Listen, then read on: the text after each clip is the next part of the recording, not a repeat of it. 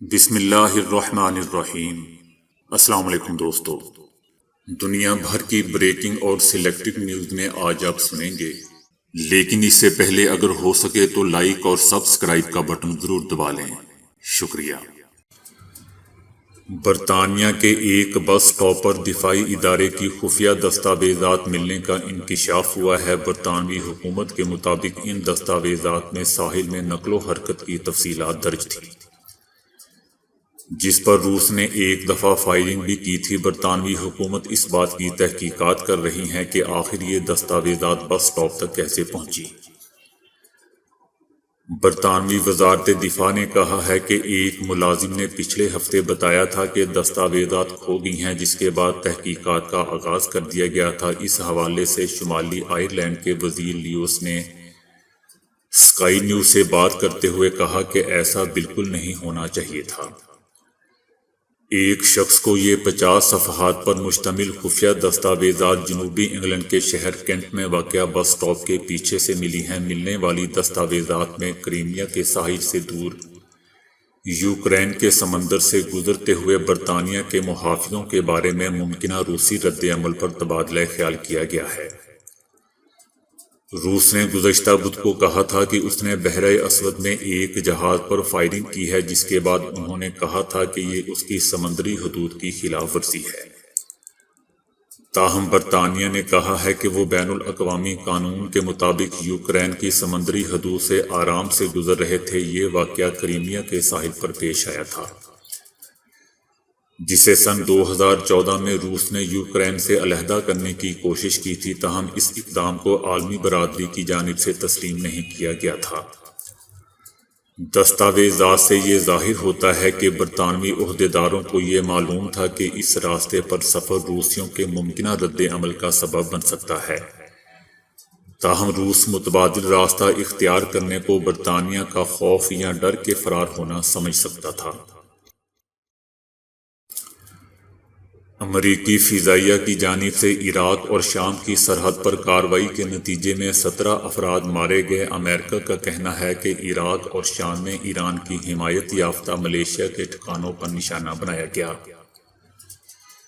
جس میں ایران کی پشت پناہی میں سرگرم ملیشیا کے ٹھکانوں سے عراق میں امریکی اہلکاروں اور اڈوں پر ڈرون حملے کیے جا رہے تھے۔ امریکہ نے اپنے اعلامیے میں عراق اور شام سرحد پر مرنے والوں کی تصدیق نہیں کی۔ شام کی انسانی حقوق کی تنظیم کے مطابق اس کارروائی میں 3 گاڑیوں کو نشانہ بنایا گیا تھا۔ امریکی صدر جو بائیڈن کے حکم پر ایران کی حمایت یافتہ ملیشیا کے 3 ٹھکانوں کو نشانہ بنایا گیا۔ پینٹاگون کے مطابق صدر جو بائیڈن پہلے ہی واضح کر چکے ہیں کہ وہ عراق میں تعینات امریکی اہلکاروں کی حفاظت کو ہر صورت یقینی بنائیں گے۔ جو بائیڈن کی جانب سے اقتدار سنبھالنے کے بعد امریکہ کا عراق میں ایران کی حمایت یافتہ ملیشیا کے خلاف یہ دوسرا حملہ ہے۔ حالیہ مہینوں میں عراق میں تعینات امریکی اہلکاروں کو متعدد بار ڈرون حملوں سے نشانہ بنایا گیا تھا۔ دوستو، امریکہ ایران کو ان حملوں کا ذمہ دار قرار دے رہا ہے، تاہم ایران ان حملوں سے مکمل لا تعلقی کا اظہار کر چکا ہے۔ اسرائیل کی طرف سے ایران کی جوہری پروگرام سے متعلق بین الاقوامی معاہدے میں دوبارہ شمولیت کے لیے امریکہ کی کوششوں کے بارے میں سنجیدہ تحفظات کا اظہار کیا گیا ہے۔ اسرائیل کے سابق وزیر اعظم نیتن یاہو کا 12 سالہ اقتدار ختم ہونے کے بعد تشکیل پانے والی اتحادی حکومت کے وزیر خارجہ یائر لیپڈ اور امریکی وزیر خارجہ بلنکن کے درمیان اٹلی کے دارالحکومت روم میں پہلی بار باقاعدہ ملاقات ہوئی ہے۔ یائر لیپڈ کا کہنا تھا کہ اسرائیل کو ایران کے ساتھ کیے جانے والے جوہری معاہدے کی بحالی سے متعلق تحفظات ہیں، جن کا اظہار وہ امریکہ کو نجی طور پر کریں گے۔ اسرائیلی وزیر خارجہ کا کہنا تھا کہ ماضی میں دونوں ملکوں کے تعلقات کے حوالے سے کچھ غلطیاں ہوئیں اور سابق اسرائیلی وزیر اعظم نیتن یاہو سابق امریکی صدر ٹرمپ کے زیادہ قریب رہے۔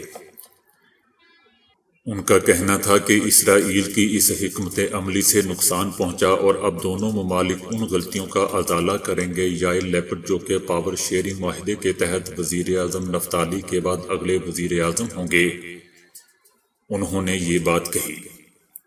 دوستو، یاد رہے کہ امریکی صدر جو بائیڈن چاہتے ہیں کہ برطانیہ، فرانس، جرمنی، روس اور چائنا ایران کو جوہری ہتھیار بنانے سے روکیں اور ایران اپنا پروگرام پرامن مقاصد کے لیے استعمال کرے۔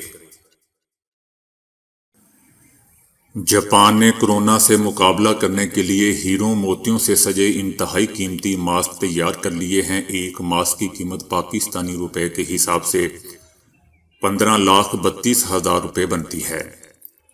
ماسک.com کمپنی نے کورونا کے وبائی امراض کے دوران ہاتھوں سے بنے ہیروں اور موتیوں سے سجے قیمتی ماسک تیار کر کے بیچنا شروع کر دیے ہیں، جس کا مقصد لوگوں کو خوش کرنے اور فیشن انڈسٹری میں فروخت کو تیز کرنا ہے۔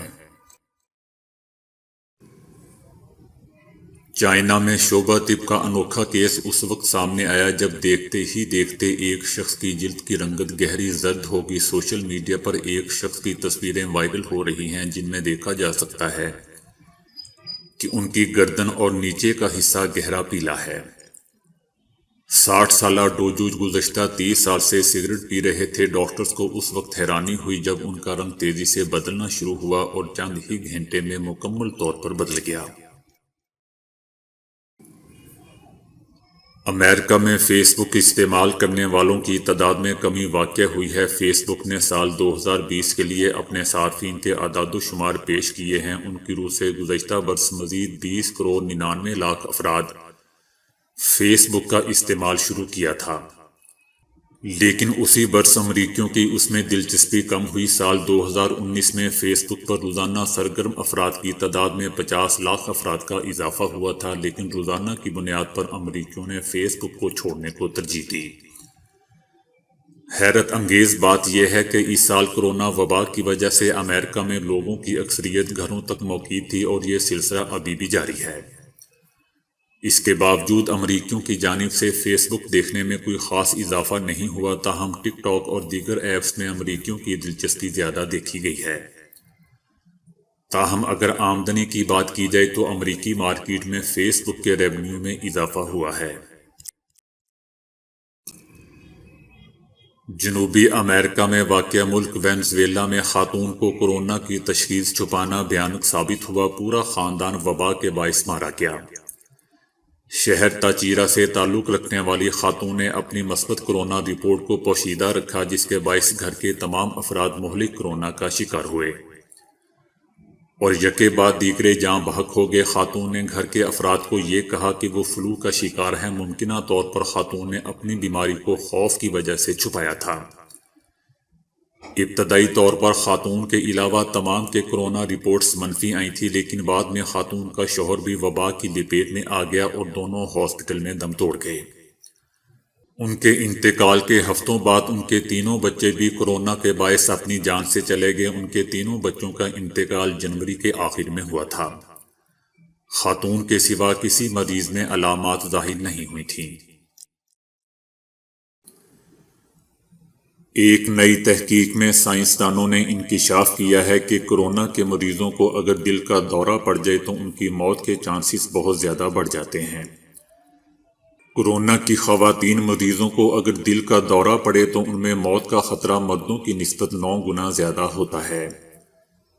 یورپین ہارٹ جرنل میں شائع ہونے والی تحقیق میں سویڈن کے ان 1946 لوگوں کی صحت کا جائزہ لیا گیا جنہیں ہاسپٹل سے باہر دل کا دورہ پڑا، جبکہ 1080 ایسے افراد بھی اس تحقیق میں شامل تھے جنہیں ہاسپٹل میں ہی دل کا دورہ پڑا۔ تحقیق میں یہ سامنے آیا کہ جن لوگوں کو گھر میں دل کا دورہ پڑا ان میں سے 10%، جبکہ ہاسپٹل والوں میں سے 16% کو کورونا تھا۔ تحقیق شائع کرنے والے ڈاکٹر پدرام کا کہنا ہے کہ ہارٹ اٹیک اور کورونا کا انتہائی مہلک ملاپ ہے۔ کورونا کی ویکسینیشن کی موجودہ شرح کے تناسب سے یہ وبا دنیا بھر میں 7 سال تک موجود رہے گی۔ برطانوی اخبار دی میل نے بلومبرگ ویکسینیشن کیلکولیٹر کی رپورٹ سے بتایا ہے کہ دنیا بھر میں اب تک 119.8 ملین کورونا ویکسین مہیا کر دی گئی ہیں۔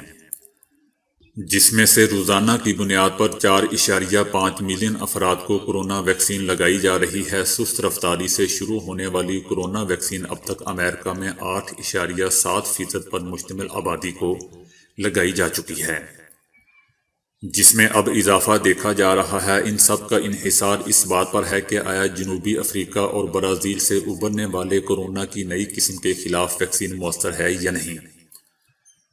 متحدہ عرب امارات، برطانیہ اور بحرین میں کورونا ویکسینیشن کی شرح امریکہ سے کہیں زیادہ ہے، جہاں 11.8% لوگوں کو ویکسین دی جا چکی ہے، جبکہ اسرائیل میں اب تک 58.5% افراد کو ویکسین لگا دی گئی ہے۔ کیا آپ کا ہم سفر آپ کے ساتھ تعلق ختم کرنے کے بارے میں سوچ رہا ہے؟ سائنسدانوں نے نئی تحقیق میں اس سوال کا جواب جاننے کا حیران کن طریقہ بتا دیا۔ یونیورسٹی آف ٹیکساس کے تحقیق کاروں نے بتایا ہے کہ جب کوئی شخص تعلق ختم کرنے کے بارے میں سوچنے لگتا ہے تو اس کی روزمرہ گفتگو میں الفاظ کا چناؤ تبدیل ہو جاتا ہے اور وہ کچھ مخصوص الفاظ زیادہ بولنے لگتا ہے۔ ایسا شخص جو الفاظ زیادہ بولنا شروع کر دیتا ہے ان میں اور ہم شامل ہیں۔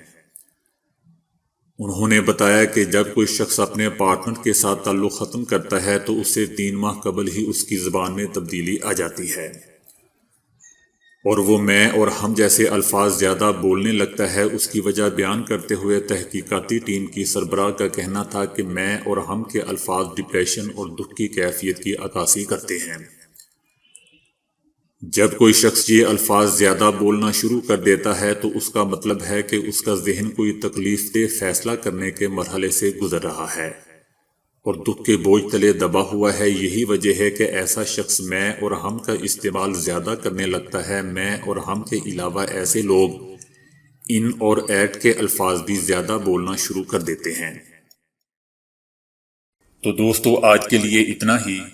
ویڈیو کو لائک اور شیئر کرنے کا بہت بہت شکریہ۔